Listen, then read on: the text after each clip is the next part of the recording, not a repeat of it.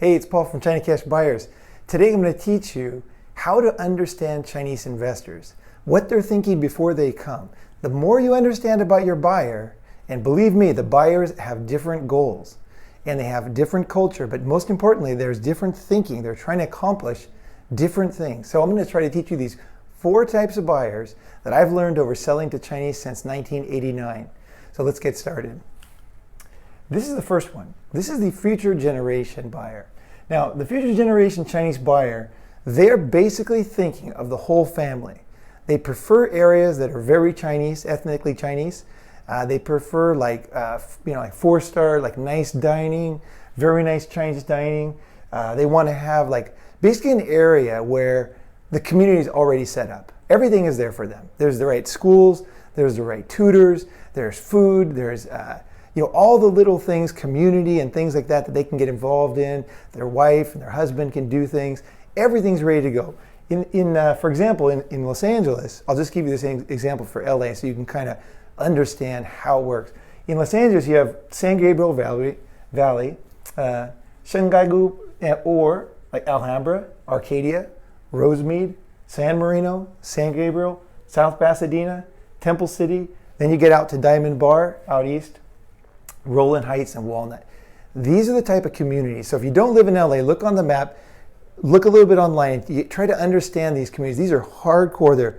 When I was there, I had dinner last time I was home, and I got taken out to a Chinese dinner, and I literally didn't know if I was in China or in the US. Like everything was in Chinese, all the signs were in Chinese, and it was pretty comfortable for me. I was actually like, wow, this is cool. I could live around here, So this is the type of, it's usually a family.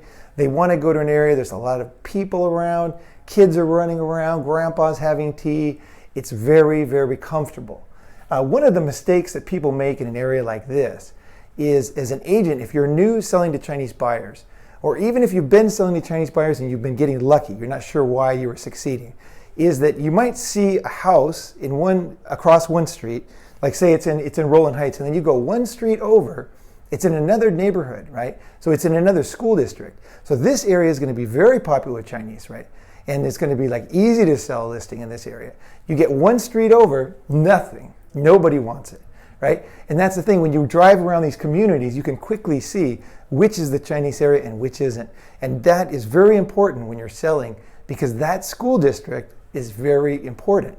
And just don't forget that. You're not talking about size of houses, direction anymore. It's just purely the neighborhood and the community that's there. Okay, these type of families, generally there's a whole family, right? So they're looking for education, okay? The kids are usually, I don't know, they could be not born yet, or they're just about to be born, or they could be anywhere up to college age, right? Even graduate, they could be in graduate school. But they are looking for a school, and how they judge that school, I've mentioned it before, but I just want to say it one time, is the U.S. News and World Report. Every single year they have an annual report, talks about the ranking of schools. And it will tell you exactly, this one is number 4, this one is number 5. And to you as a local, you might think, doesn't matter, right? I mean, different schools have different areas of study, and I'd rather be in this one, and why do the Chinese care so much? And the thing you want to think about, one, you don't want to judge your buyers, right? But the second thing is really important, is that they have different goals. So for example, if you're a Chinese family and you're expecting your kid to go back to China, okay, they want to go back for some business, or they have some plan to be in government or whatever, there's something they're going to manage back home. The difference in rankings when they leave the US or they leave Canada or Australia, wherever they're studying, is huge. Whereas to you, it's like, what's the difference, right? Both schools are exactly the same, almost, right? But to a Chinese, they're looking and they're comparing, and it's kind of like when you go overseas and you say, like I say, I'm from California, and then people are like, California, Hollywood, right? And somebody's from like Utah, they've never heard of it, right? So it's like having a brand is important when you're farther away from a location. So the Chinese families are trying to get a brand for their kid in addition to a good school. They want it all. They want everything, right? And this is part of it. So just be very thoughtful about that. Not all people are the same, obviously, but this is quite common with Chinese families. And one of the big mistakes that I've seen so many times is agents try to change their minds. They say, like they know something, like that this area is just as good as that. this school is just as good. I would recommend that you don't say that unless you're asked. Okay, if it's a really smart, I would say if it's a really smart buyer, real flexible, more international, I would say actually more international is more it. And they might know that there's subtle differences, and they might realize this might be better for their kid to succeed is to go to this other place, and they might ask you. So if you know about education, I would say be prepared to answer. And if you went to a good school, your kids went to a good school, that's always a good thing to talk about. But don't volunteer it. Just wait, listen, what do they want? Okay. Later you can get into why they want it, but just find out. And just to figure in the beginning, it's solid, that's what they want, find it for them. Okay. The second type of buyer, and again, I made these type of buyers up myself because I've been selling for so long that when I looked at books and things, nobody really described it. So I actually created these complex topics myself. So this is the 10-year ownership with free education buyer. Okay, so this buyer's mind is they're going to Los Angeles, right? And they basically want to send. It's usually only the kid. It's only like one or two children, right? And they want them to go to school. And they want them to go, like say generally is 10 years the standard go abroad and study period. So whether it's starting younger or going older and getting into a career, 10 years is pretty common. And forever is also common. But let's just say that standard 10 year. They're going to want to purchase a property. They're going to want to live there for free. And then when they're done at 10 years, including all the costs, and with the capital appreciation, they want to sell that property so it was all free, right? So they want to go to Harvard for free, right? And it's actually a pretty good plan. It usually works out. It often works out for Chinese. They're trying to kill, just think that this family is trying to kill like 10 birds with one stone, right? And if you understand that, it's really, really good because most agents obviously have no clue about what their goal is, right? Because if you understand that this is what they're thinking, you can start off right away the right way with talking to them, right? So what I would say is like, you want to execute the plan. It's like, you start asking questions, you start dragging them out of them, and you think, hey, this is the type of person, this is what Paul said, this is the 10-year free education buyer, right? So, okay, so you say, good for you. I got a spreadsheet for you here. Here's how it works in this area. Now, obviously, you don't want to promise or you don't want to make a promise on capital appreciation, anything that's illegal, but you want to explain like, okay, maybe historical data, and you could say, this has happened in the past, and I can't guarantee it. Sometimes Chinese will want you to guarantee it. And you have to be very clear in that case that you cannot guarantee any capital appreciation or loss. But believe it or not, I've had people ask me that. And once I explain it, it's no problem. But just make sure you don't slip up on that. But showing them, it's like, hey, you understand, man. You're into it. You're like, hey, 10 years. All right, school. And you add up all the costs, right? How much is it going to cost? How much is it going to get in rent if they rent other, like you could show them like, how to rent the other rooms up. But the key thing is that you're very organized. You have a spreadsheet. You're organized and you understand the plan. You're with the plan, right? Obviously, you want to make sure this is their plan, but if it is, you're ready to go. Now, these buyers are not so, essentially they're sending their kids overseas, right? These parents are not snowflakes. They're tough, right? They went through some tough things. They're a tough family. They've made money, often the hard way. So they're not worried if it's bad weather. They're not worried if the kid has to take the bus. They're not worried about any of that stuff. Sometimes some parents are, but some parents are, but a lot of parents are more like, hey, they kind of want the kid to toughen up a little bit when they go overseas. Here's your chance, go over there, figure it out for us. When we want to invest or something overseas, you'll be our person, but you're not going to get it by being pampered, right? So they're looking for maybe some future business in something like that, and they might be thinking that way. So don't worry about this stuff too much. It's basically about the plan. Okay, so here's the hands-off investment, return on investment. Now the hands-off return on investment buyer is interesting. These people are very, very interesting. They're often in their 30s, 40s, and they're looking for property. These types tend to be experienced, although it's not always the case. I've had buyers like this buy multiple properties, and they had no experience, couldn't speak a word of English, and they were like dressed like Chairman Mao. I mean, like literally, like I didn't even think they, could buy a cup of coffee, and they purchased multiple properties. So you got to be very careful with the way people dress when you're talking about these investors, because some of them have grown up completely different than we did, and they think completely differently, right? And so, but what they're looking for is generally, this is a very good synopsis of what they usually want. Inexpensive properties, $200,000 to $300,000. If you're in a cheaper area, Then they might be more towards 1 in 200,000. Okay, and they want to buy multiple properties, but not right off the bat. Okay, it's not like boom, I need multiple. The way they do it is interesting. Okay, I'll tell you about that.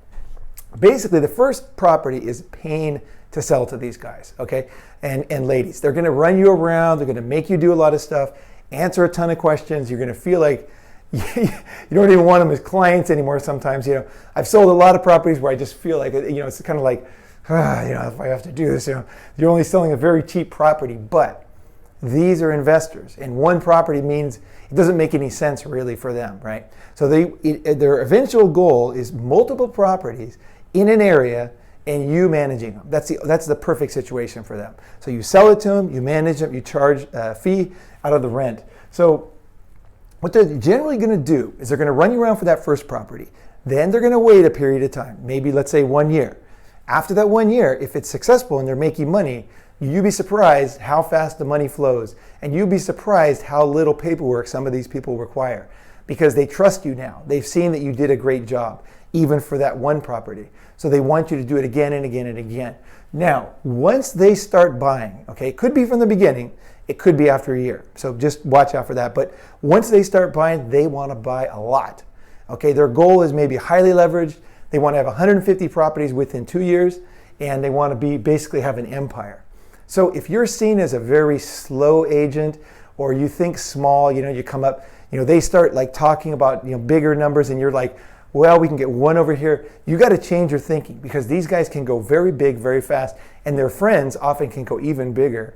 And they can go in with their friends. So be ready for whatever comes up. So just have your ears open to what they're saying and try to drag as much information out of them, because often they're not, sometimes Chinese buyers are not so great at communicating. That's why it's so important that you understand them. So you can draw it out of them. So all the other agents won't really know what they're thinking, but you'll know, and you'll be able to plan for it. So next time you meet them, you're like, boom, or you send them in on WeChat, you send them, here's 30 properties. We can get these as a package deal. Here's the price. And then you'd be surprised, just see what happens, right? One of the common beliefs and mistaken beliefs about these buyers is people think that every Chinese buyer wants a luxury property, right? Because the average price in the US last year was $813,000. But the investors are different. They're looking for high rate of return, multiple investments, so they have a very safe ROI, high ROI, and they want hands off, right? So they want cheap properties. So whatever you can get at the bottom of your market, right? That's high income. For example, they might want something that the government pays the rent. It's some kind of a government deal where they're paying the rent to, for some people, right? So that's always attractive because it's very consistent, safe rent, right? So it's not like you would think a Chinese investor would want, but it's very safe and very smart, right?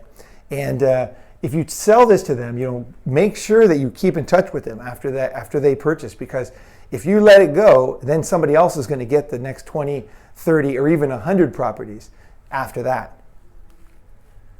Okay, the Chinese entrepreneur expanding abroad. And I'm going to say that this is also kind of the same type of buyer as would purchase a strip mall, for example. Okay, very similar as far as their blue collar and this and that. But basically they have an import-export business, which is very common for families. And they basically need a warehouse to store things. And they usually have a warehouse they're renting, but they're tired of renting. And they kind of feel like it's time to go bigger, right? They might still live in China. Usually they still live in China. They're coming back and forth. And they just feel like, hey, it's time, it's a good time. Let's move forward with some investment that is related to my business, so that I don't have to rent. And they're thinking, let's go deeper into your country. So it's Australia, UK, wherever you are, South Africa. They want to go deeper. They want to invest, right? So the thing about these people is very sometimes confusing. If you see a bunch of Chinese buyers coming, like in a group, they're all different, but you can't see the difference, right? You can't see it. You have to communicate with them, right? But they might start out, for example, looking at a house, right? They, for whatever reason, they just went to an open house and it's your open house, or you found them on WeChat and you showed them a house. It's very important to sit them down, find out what they're doing. How many times have they been in Australia? How many times have you been here? Which cities did you go to? What did you do before? have your kids been here? How old are your kids? What are they doing? What's the plan for them? And it's once you get a Chinese buyer talking, you'd be surprised. They just like spills all out of them. And you're thinking, why didn't you tell me that in the first place, right? I would have had it all ready for you. But it's like you just got to drag it out. You got to draw it out. You got to draw it out. So don't let them show them a house. They buy the house and they end up buying a warehouse from somebody else, right? You want to make sure that you're tight with them and you understand, because this can be a very, very good buyer. Very, very good. They're intelligent, fun to talk to. They like to drink, so if you like to drink, they definitely like to go out and drink generally. Some of them are different. Some of them are not great communicators. I would say there's two types. There's the good English and there's the ones that are more closed type. So the more closed type is the patriarch. They're blue collar, okay? They're hard workers. They're not used to getting a lot of thanks, and they're like the foundation of their family. It could be a man, it could be a woman. Same exact role. So this type of person, a relationship with them is super, super important. Okay, this is more of a relationship person. You want to make sure the relationship is good. The families in the beginning that were coming, the next generation family, relationship is important, but they don't have much time for that. They just basically want to trust you and move on with the right house in the right school district. And if you become friends later, that's great, but it's not the key. It's not the key cement. This buyer, keep closer to them, right? And as with all Chinese buyers, especially coming over from mainland China, their children is the number one thing to find out. What's going on with the kids? How old are they? What are they doing? What's their future plan? And it's always hilarious when you start hearing this, like, very specific plan. They're going to do this, they're going to do this, they're going to do this. It's like, oh, because my parents didn't think that way. My parents were more loose. It's like, whatever he wants to do, right? I went to China, right? So it wasn't in the plan, right? But yeah, you want to ask about them because often that's driving the decisions that they're making. All right, so there you go. So listen to the buyers, develop a relationship, and you will have huge benefits because your competition does not know anything about the buyers, and they're just sending listings with empty houses and square meters and things like that. And this just doesn't do with a buyer who needs more help, who is doing more complex things, right? And I could say it's the same with me when I moved overseas. I needed a lot of help. I needed kind of a friend, someone to guide me, someone to bring me. And once I had that, it really made me feel good. And I ended up giving over 50 referrals of my friends, somewhere between 50 and 100 referrals. I have a huge network of people moving into town, and they got all of those referrals for free because they took me to dinner when I first moved in. They had a dinner at my house after about a month, and it was really nice. I felt like I had a friend, because I was brand new. And here we are having dinner in my house, and we're all sitting there. I made the wrong kind of rice. I brought some rice over from the States. It was black, and that's bad luck. I didn't know, And we all had a good laugh about that because they knew I didn't know. And I made them American chili. I made nice, spicy American chili, and they loved it. They never had it before. So, that kind of thing, that they cemented the relationship with me. And that's what you want to do with these buyers. And then and get that, communicate. Sometimes you do this in person, sometimes through WeChat, sometimes whatever they prefer by phone. But just whatever's comfortable for you, comfortable for them, find out who they are and lock them down. You're the best person. You understand them the best. And they will work with you, and they will be loyal, and they'll bring their friends. Thanks for watching. This is Paul from China Cash Buyers. Catch our next video.